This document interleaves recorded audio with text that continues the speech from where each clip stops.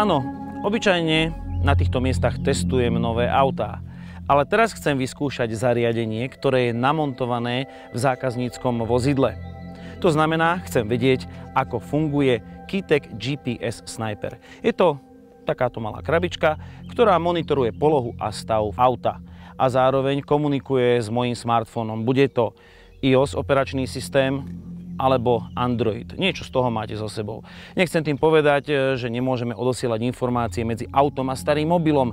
Akurát tu mám stiahnutú apku, ktorá mi pomôže komfortne s autom komunikovať a vedieť, čo sa s ním deje. No a keďže na toto všetko nemôžem byť sám, pozval som si opäť do testu Katku. Ahoj. Ahoj, Rastio. Katka, vieš, že ja ti vždy dám nejakú takú dobrú funkciu. Vieš, čo budeš teraz? Nie, neviem. Budeš narušiteľ. No tak na to sa teším. A vieš, čo chcem vidieť ako prvé? Netuším. No, to čo vždy, kde sa nachádzaš. Pretože okrem iného môže monitorovať aj aký máš stav akumulátora, ako ideš rýchlo. Čiže samé užitočné veci asi však. Samozrejme ma chceš kontrolovať, je mi to jasné. No, tak si ideme zistiť, kde Katka zaparkovala. Určenie polohy je veľmi jednoduché. V smartfóne si otvorím aplikáciu GPS Sniper, zatlačím tlačidlo podržaním 1 sekundy, odošle sa mi SMS správa a v podstate to je princíp komunikácie s autom pomocou SMS-iek, ktoré bežia na pozadí aplikácie. Telefón si zistí, kde auto je a približne do nejakých 50 sekúnd by mi mala prísť odpoveď o tom, v akom stave sa auto nachádza a kde presne je. A opäť nemusím čítať kódy, ale mal by mi prísť link s polohou, ktorá využíva Google Maps. To znamená, že o tej polohe by som sa mal dozvedieť niečo presne. A teraz to došlo, takže to nebolo v podstate ani veľmi dlhé. Zistujem, že auto má dobrý GSM signál, dobrý GPS signál, batéria auta je v pohode, auto sa zatiaľ nepohybuje, zapaľovanie je vypnuté a mám tu link, na ktorý keď si kliknem, tak zbadám, že auto je v Brezne, blízko Brezna, v Rohoznej. Takéto zobrazenie polohy má z môjho laického pohľadu jednu výhodu. Nie je fixované na existujúce cesty. Ukáže mi Google kdekoľvek na svete to auto v podstate je. To nie je problém. Akurát teraz rozmýšľam, čo keď tu nebude GPS signál alebo hlavne GSM signál. Napríklad taký prípad rušičky. A Katka už momentálne plní svoju funkciu. Katka si rušičkou. Ja prezradím, že toto je v podstate taká GSM rušička, aká sa dá kúpiť voľne. A žiaľ si ju môžu kúpiť aj tí, ktorí chcú auto ukradnúť, vytvoria nad ním taký ochranný plášť.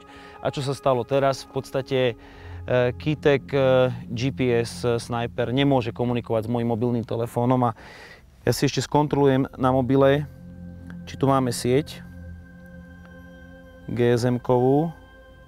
Nie. Nemám tu sieť. V podstate teraz v dosť širokom okolí nemôžeme tu používať mobilný telefón. A auto, alebo teda GPS Sniper má teraz vlastne jednu jedinú šancu vyvolať tu nejaký poplach.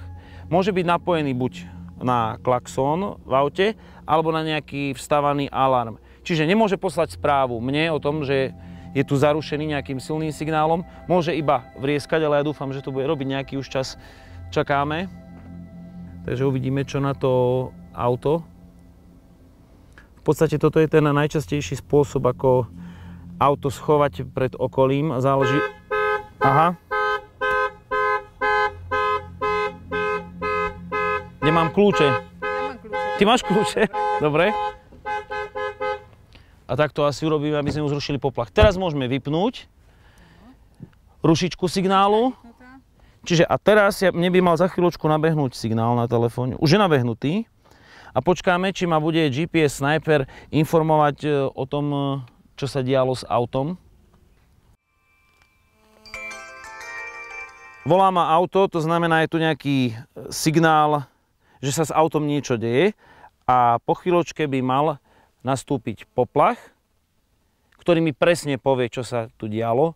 Že tu bola nejaká GSM rušička. Áno, Audi A6, alarm vozidlo. Buď zrušiť, alebo si môžem dať Google mapy.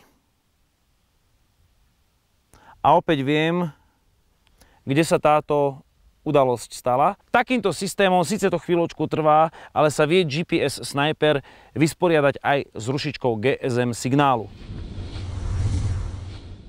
Túto disciplínu beriem do svojich rúk, pretože Katka mi vždy hovorila, keď dostane defekt alebo nejaký problém s autom, tak bude volať a bolo by už úplne netaktné, aby si to dvíhala s dvíhákom, takže... No, tak teraz sa pozrieme, čo je v tebe.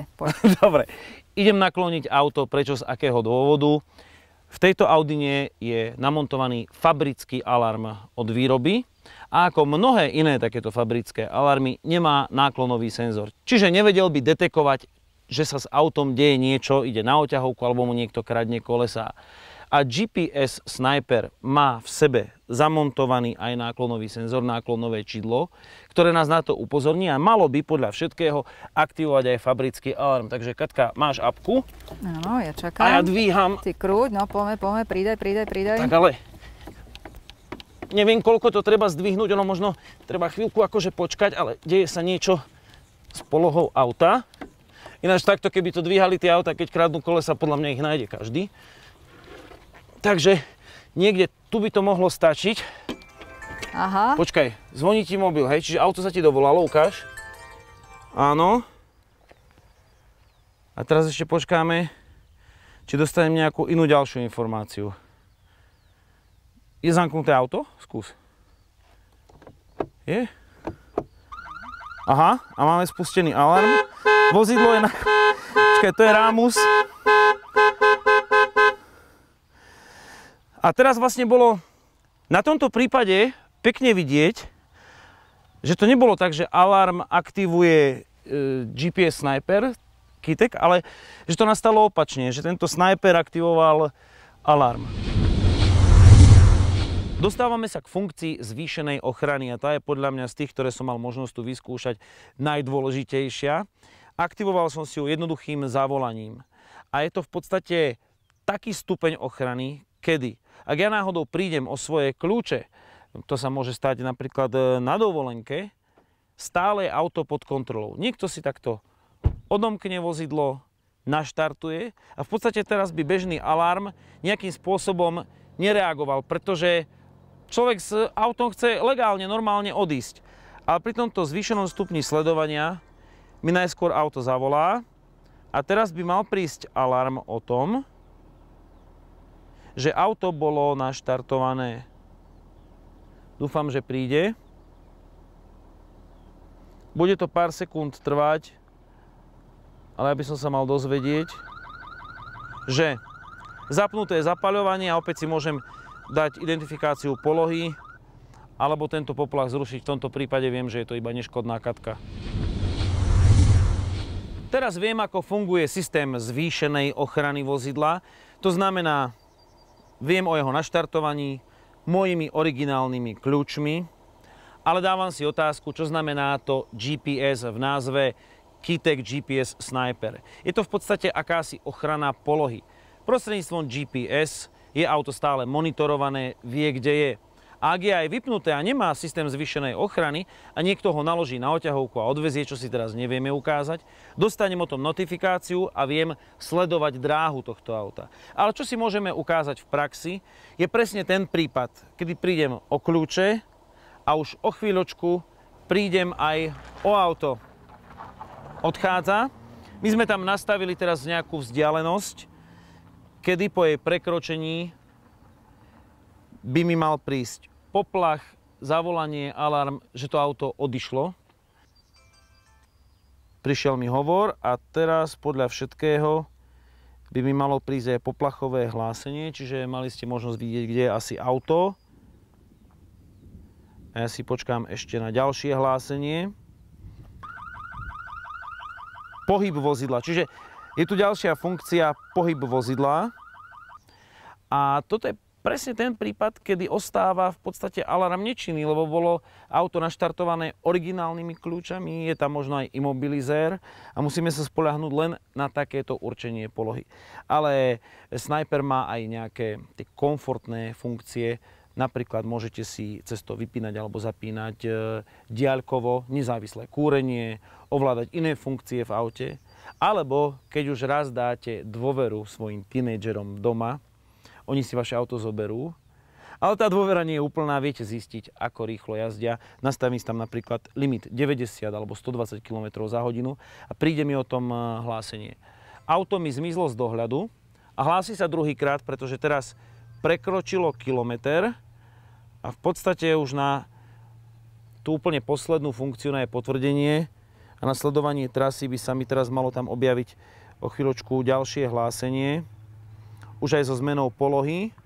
A malo by to byť hlásenie o tom, že auto prešlo ďalší kilometr, čiže pohyb vozidla, tak toto môžeme zrušiť. Viem o pohybe svojho auta. A možno ešte taká jedna na záver aktuálna vec k funkcionalite Kitec GPS Sniper, a to je bezkľúčové otváranie auta. Možno ste videli rad reportáží o tom, ako možno auto z keyless otvoriť, prenos signálu cez stenu až k autu. A opäť auto má vedomie, že je legálne naštartované. No a v tomto prípade, vy keď máte zvýšenú ostrahu, tak o pohybe svojho auta viete. A v podstate to je zmysel celej tejto vecičky. Monitorovať pohyb a dianie auta.